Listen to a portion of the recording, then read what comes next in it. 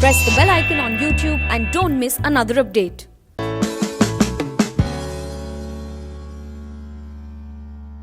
Today we have with us Shri j.nandakumar.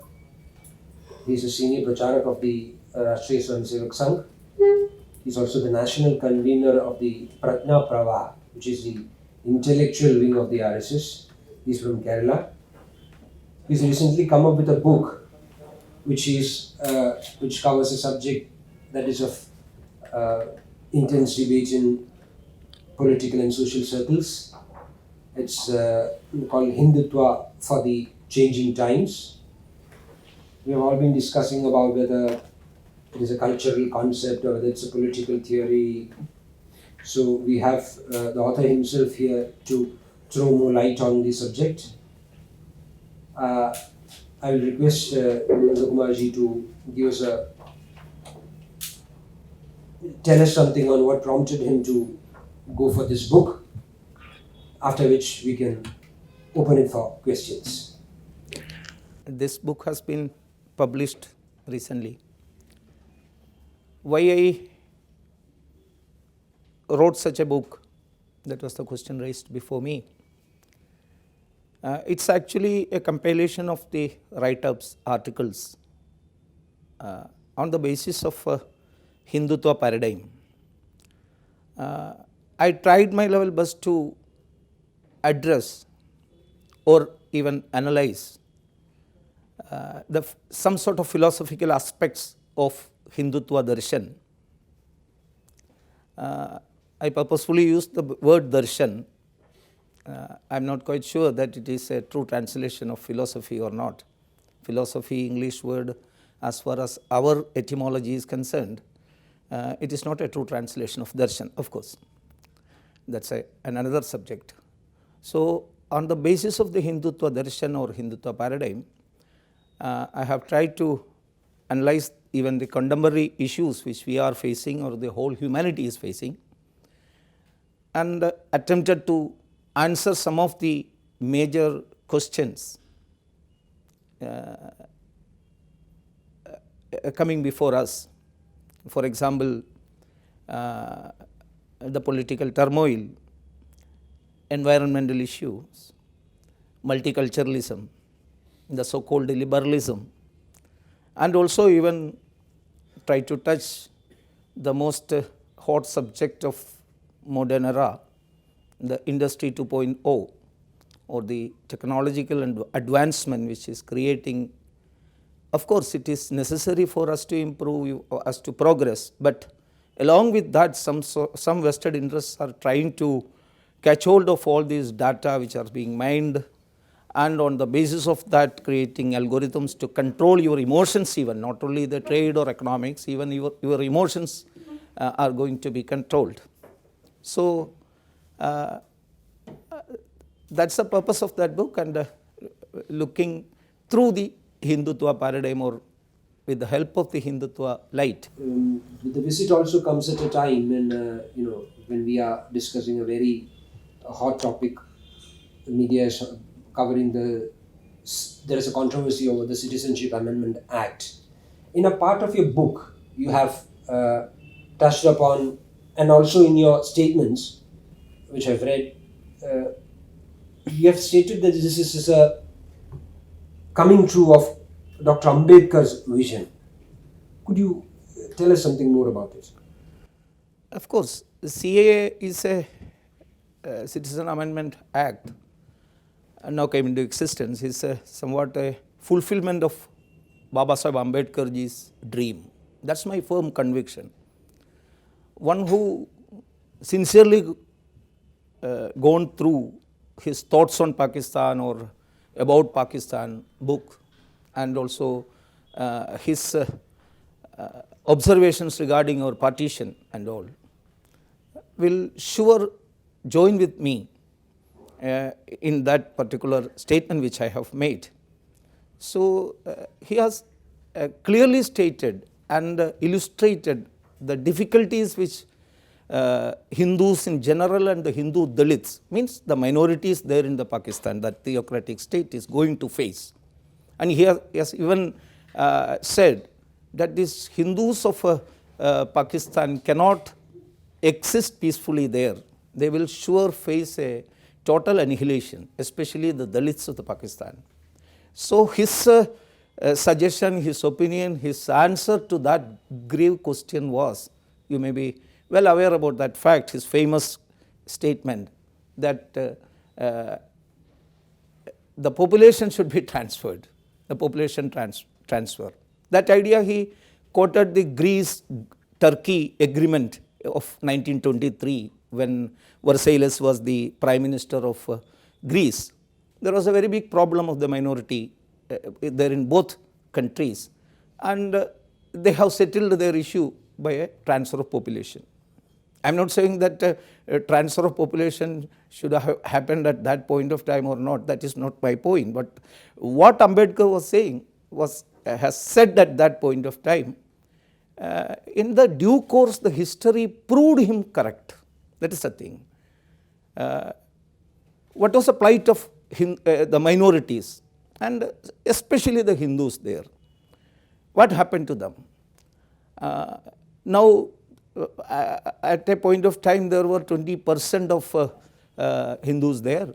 Now it was reduced to a 1%. What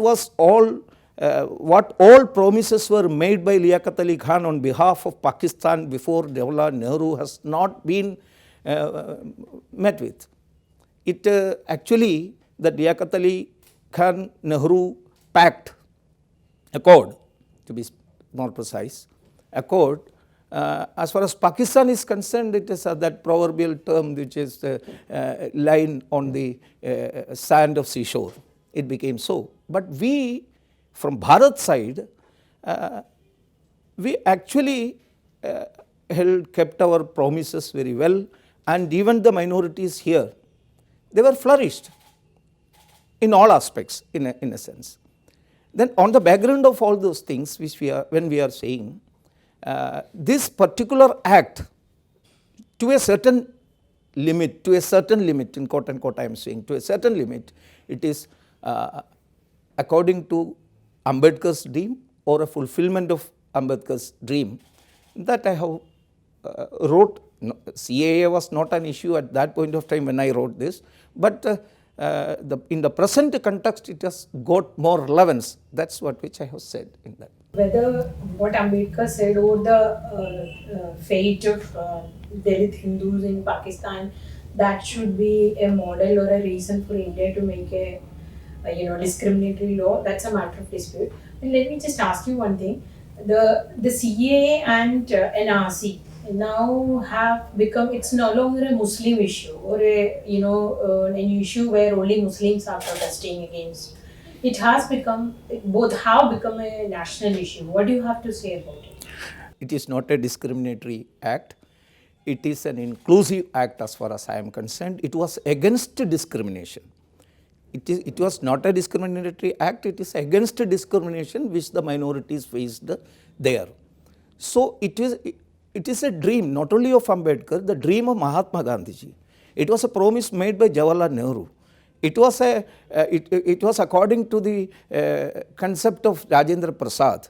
And also in 2003, Dr. Manmohan Singh himself has said, asked the then government to make a law to bring all the minorities, especially Hindus and Sikhs, to Bharat, those who are facing the persecution there, in 2003 in the parliament. Okay? And in 2012, those people who are leading this agitation or riot or anything nowadays, Communist Party, their leader Prakash Karat wrote a letter to the Prime Minister that the minorities who are persecuted there in Pakistan and Bangladesh and Afghanistan are to be taken back. So it is not a discriminatory act, first place. It is an act against discrimination. Then, see, NRC itself was a promise made by our constitutional heads, our government. Many a times it has been said, one thing. And another thing which you have mentioned, CAA has come, but where is NRC? NRC has I am not saying that NRC will not come. That is not my point. My point is that why this agitation and writing which are going on against NRC, which has not been even drafted. rules, regulations, legalities, modalities are not been finalized. Still, some people are campaigning against it and doing all this havoc in our nation. One thing. And again, one another point which you have mentioned, it is no more a Muslim issue. All people are against it.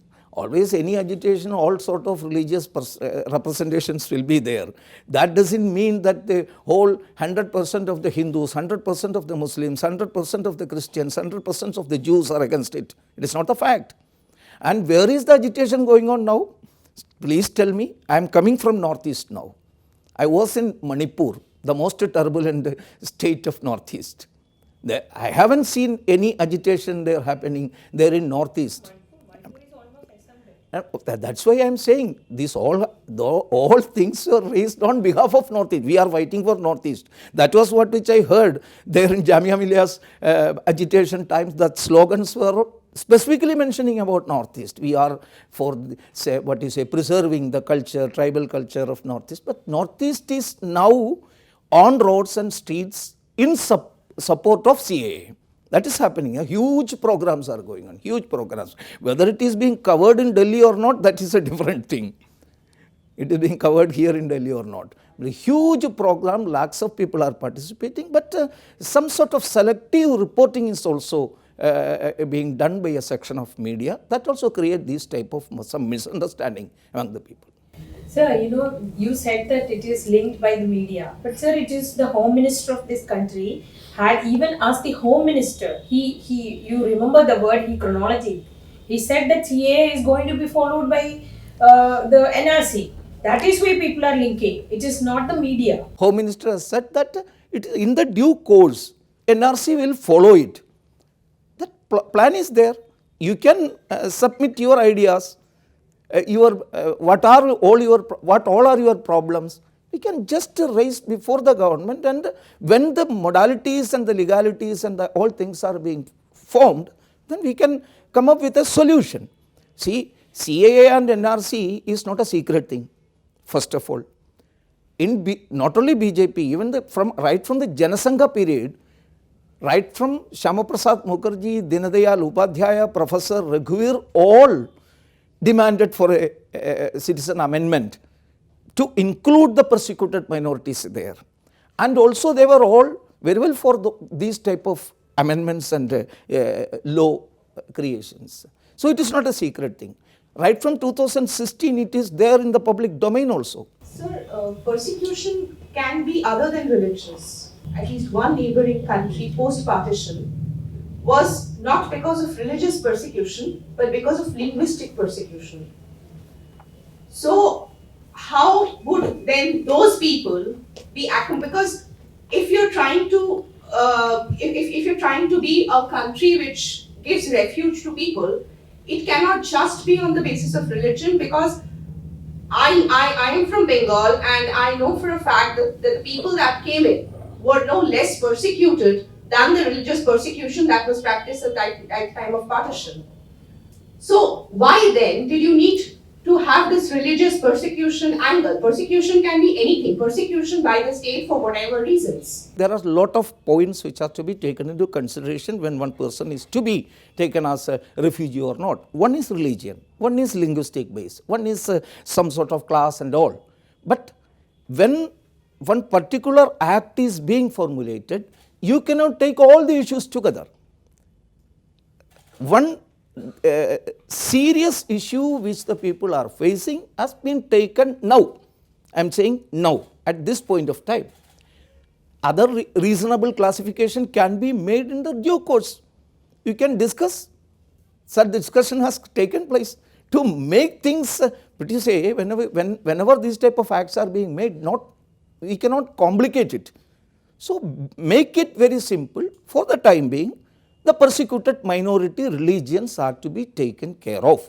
It is our civilizational obligation. It is our moral duty. It is our constitutional obligation also. You mentioned that Tarun Gogoi has mentioned that NRC was their project. That was their project in Assam.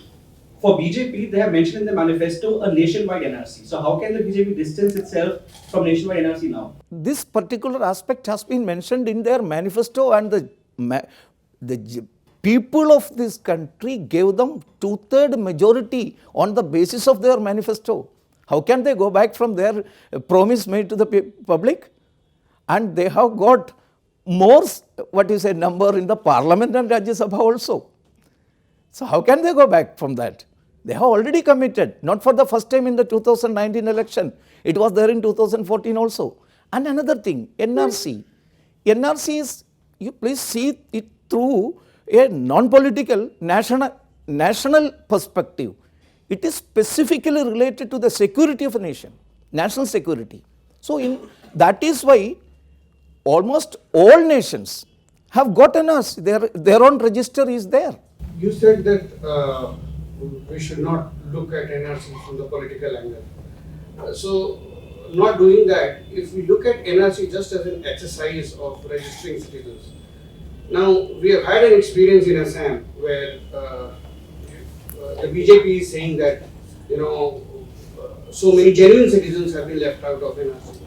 Now, in a country like India, where documents are scarce, if you go to rural India, lots of poor people with no assets, nothing, they cannot tell their date of birth even. Forget about telling the date of birth of their parents or finding their documents.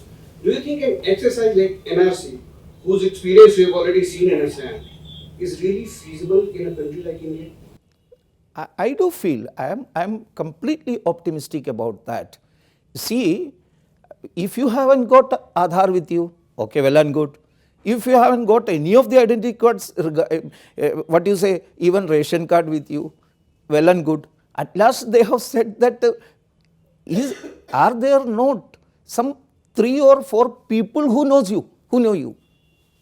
Then who are you? Jaggi Vasudev has asked such a question to the questionnaire, that then who are you? You haven't got Aadhaar, you haven't got ration card, you haven't got anything, you haven't got identity card, okay, well and good. Have you got some 4 relatives with you? 3 relatives? So, in that way, it is a feasible thing. I am quite optimistic about that, and it can be done. Nothing is namumkin here. I mean, from the experience in Assam, I don't think 4 relatives testifying that you are a nation of this, you are a citizen of this nation has been enough in Assam. So I don't know how it would be. And then having a system, even if for nationwide NRC, if we get a system of witnesses, it could turn out to be on the ground, be a very arbitrary exercise. Let us try. Be positive about this type of things. There are so many, once people were saying that Article 370 is a sacred cow, it cannot be touched, it is not possible, but it has happened, is it not? So, if there is a will, there is a way, and people should support such positive aspects. See it through a non-political perspective. Of course, your concern, I am taking it. I am understanding the concern of the general people. But we can, if we can support such a movement, if it will help our country to prosper and to, as far as a nation is concerned, if we can, confirm our security through that, then it is duty of you and me to support such a move. That's my point. There are allegations that ABVP activists beat up students in JNU last night, students and faculty in JNU last night. First of all, I'll add to it. You come from Kerala, which is not new to campus violence, and in your book you have devoted a great deal of space to violence in Kerala, political violence in Kerala, and you have been one of the main campaigners of retrocity. Okay. You have worked hard to bring it to the national stage. So, what do you make of these protests? And at the first place, first of all, what all happened, those violence happened in a university is highly condemnable. There must not be place for violence in education centers, and it shall not be a part of a student's politics also. See, you have asked about JNU. I also heard and read a lot about JNU and the civilizational style of JNU strikes. for the last several years. How they have their agitations have got a special style also. But for the last 1 or 2 years, what style has been was doing by taken over by those agitators there. See, in Dantewada, more than 70 Jawans, CRPF Jawans were massacred by Maoists. And inside the campus of JNU campus, there was a celebration. Who were they? I am not connecting them to any political philosophy, but it happened. And later on, that most infamous incident of Tukde gang or Bharat ke barbadi tak jang rahenge, these type of slogans were also heard. I only heard it from the media houses. Okay, I was not there. It was also happened. It was not the history of JNU as far as JNU history is concerned. And again, see, for the last 2 months, there is an agitation going on there. The style has been changed. I never heard that any of the agitators from any of the students' party, students' organization of JNU never touched any of the professors, their teachers, their gurus. One lady professor has been detained, kept captive for 30 hours, not even allowed her to go to washroom. That has happened before our eyes. It has happened. Professors are being chased. VC is being heckled. This all happened. Strike is continuing, well and good. There is every right for the students to strike. That's good. But the style and nature has been changed. Classrooms were closed and it has been transformed into living rooms, classrooms. Is it a style of a strike? Again, examinations, they are not ready to write the exam. Okay, well and good. And I think my conclusion is that this frustrated political leanings wale student organization themselves has unleashed the terror in JNU. And also, for my informations, they are all masked and so many such fake photos are being published and all. But one thing is for sure, this frustrated student organization leaders and such gang has unleashed the terror there and the violence there. As a part of it, a student community is being fighting each other, and then that already I have said, I have condemned it. It should not have happened, and of course both sides were injured. You have said that ABVP students have done it, but 20 plus ABVP students are also admitted in the college, in the AIMS, in the hospital. Trauma center of JNU has also got one girl student has lost her memory. It is also there. I am not saying that the other side is also not in the hospital. But the thing is that you have to see it in a sequence. We have to look it into a proper perspective in historical events. How JNU is changing. That's my point. You said that those people, you kind of said that the left wing themselves have created. So if you look at the media, visual media, print, and also even social media, you can see there is a huge criticism against the Delhi police's action. So you mean to say that the Delhi police just witnessed what the left wing goons have done in JNU? If some sort of the dereliction of duty, it is to be looked into. It is the duty of the authorities, the government, to look into whether some sort of dereliction has happened or not. We have read many things about RSS, and you are running, I think, Prajna Pravah. So, I don't know what is Prajna Pravah, what's your mandate and what's your work, what's your assignment, what is Prajna Pravah exactly? Can you please tell us? It is the academic, intellectual activities which are being done by the nationalist people, persons who are saying in a way nation first thinking wale. That type of intellectual and academic activities was lost its momentum for the last 5-6 centuries, to be precisely, if I would like to say. Bharat is concerned to be the land of knowledge, but maybe because of the continuous attacks happened in Bharat, invasions, especially the educational and academic centers were targeted. Because of that, that particular perpetual churning for creating knowledge was stalled. One of the reasons of our slavery was also that I would like to say. So, many persons, not only related to RSS, but so many persons who have got this type of Indic viewpoint, Bharatiya viewpoint, they came together and thought that we have to start such an exercise, creating and go deep into the our own knowledge system. What all are the greatness of our knowledge system, knowledge tradition, what all are there in our knowledge wealth, Indian knowledge wealth. So, for that purpose this particular movement has started. It is not as such an organization. There are a lot of organization working in all the states. It is an umbrella organization of all those intellectual movements, I would like to say. And why this became a necessity, a small example I would like to say. See, from our academic circle, especially after we got independence, there is a planned ethnic cleansing of Indic thinkers happened from 1950. Ethnic, I would like to say that particular term, ethnic cleansing.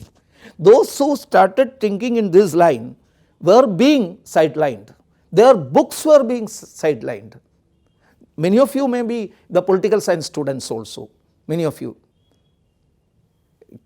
Any one of you have got the copy of Kashi Prasad Jaiswal's Hindu Polity with you? Any of your universities have got, when you are studying there, any of your universities have got the copy of Hindu Polity? Kashi Prasad Jaiswal was not an RSS person.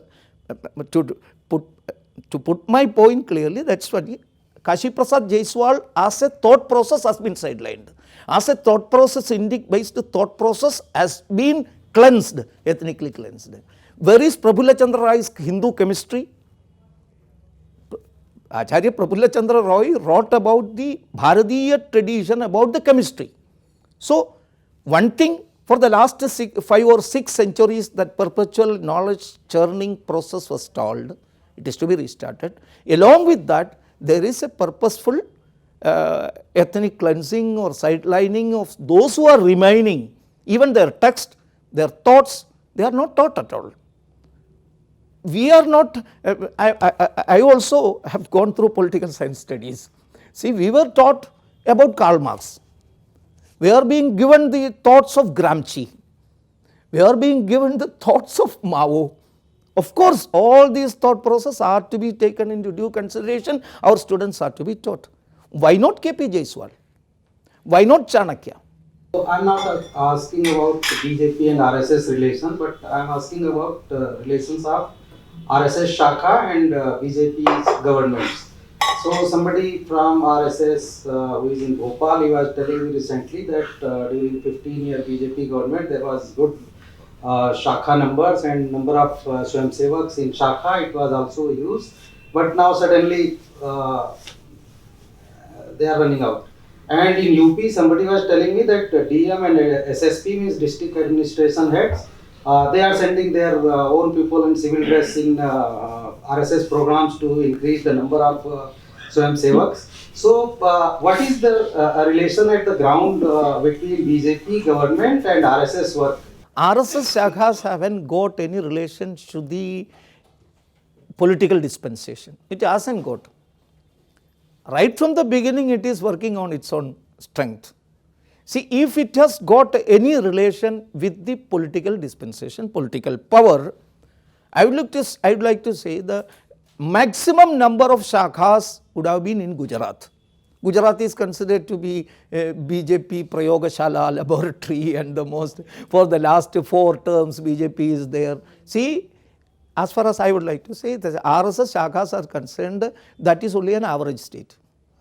So, if you are saying in the coming future, I am not sure, I am not saying that the BJP will not come to power in Kerala, but as of now, if I am saying that BJP will come into power in the next election, all of you may laugh, because the political strength of BJP you are very well aware about in Kerala. See, you will be shocked. maximum number of shakhas, if a state is concerned, that is in Kerala. So first of all, it hasn't got any relation with the political power. What? We call you Nandakumar because you have declared to the world that I am Nandakumar. In Delhi, you tell that I am Nandakumar. I can't start calling you Nandamuri. I can't start calling you Naved, Najim Bhai. Communities likewise declare themselves. You can call yourself Malayali. We can't start calling you Somali. We may pull each other's leg and say Somalian ho gaya hai. Lekin you decide yourself. Communities, even the community identity, a community says I prefer to be called Dalit, not Harijan. So this is the normal acceptable practice across the world, societies, civilizations. I just don't understand the fascination of RSS chief to declare everybody a Hindu. You don't start saying a Dalit, a Harijan. आपको डर लगता है. But you want to thrust everybody a Hindu. So what is this fascination and why? If somebody wants to be called I'm Muslim, so what? If somebody wants to be called a Tamil, so what? So why this RSS chief's fascination to force everybody, I will call everybody a Hindu? See, he never said that I am insisting, I am saying you, I am calling you all Hindus. He said that my concept is that.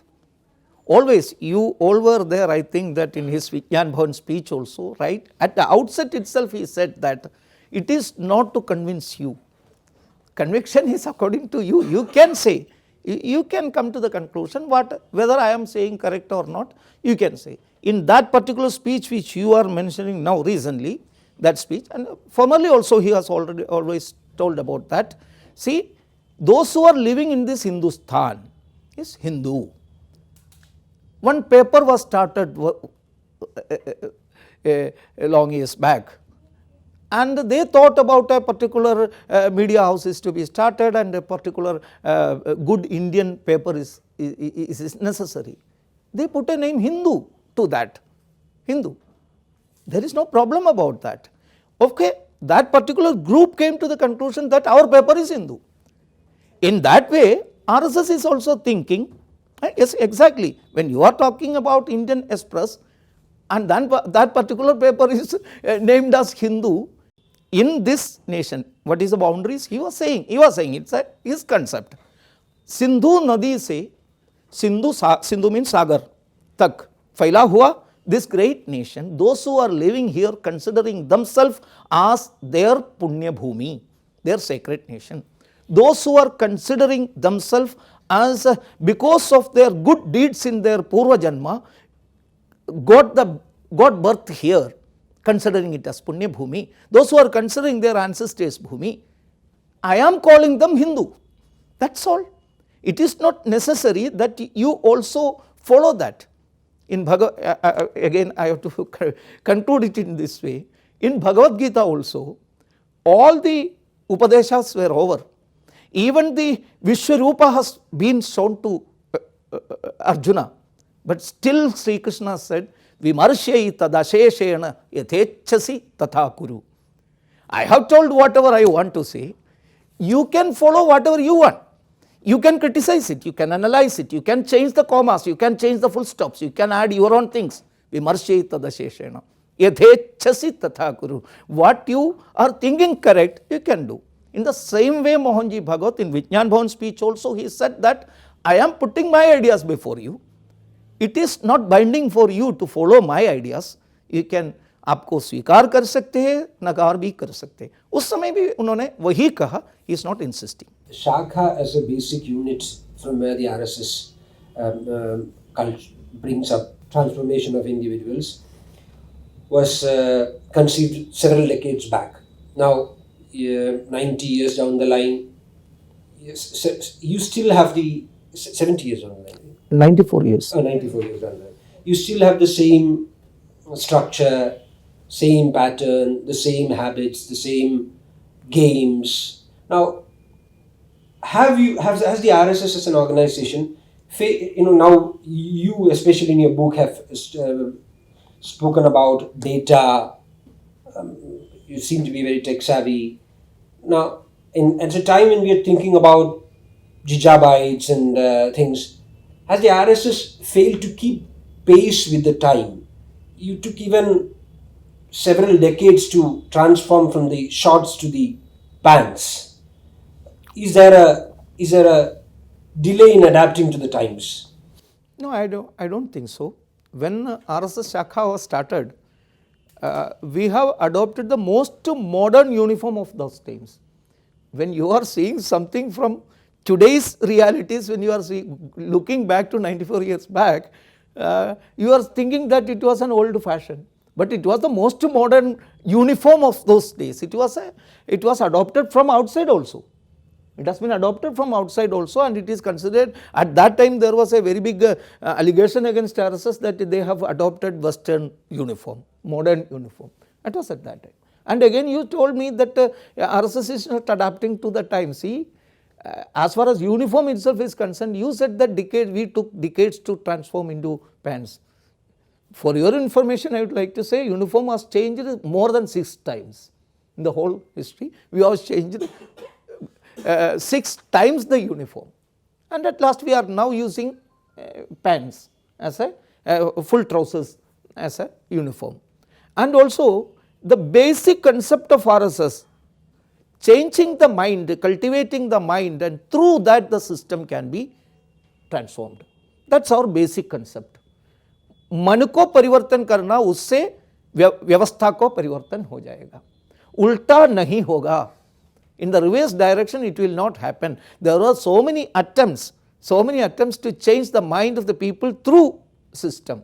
And the second thing, the programs which we have adopted, programs for this particular, this value is there, basic value is there. According to that we have formulated so many programs, including plays and all. It has transformed very well. We are using balls in the shakhas, in the football type, rings, everything is being used. We need some physical activity for 40-45 minutes and 10-15 minutes intellectual activities. It has transformed according to the time. That is why we have started IT shakhas, information technology office, workers shakha. We have started vrittik shakha, means according to their jobs and occupation we have started shakha. There are a lot of sea changes happened according to that, but the basic concept and value has not changed.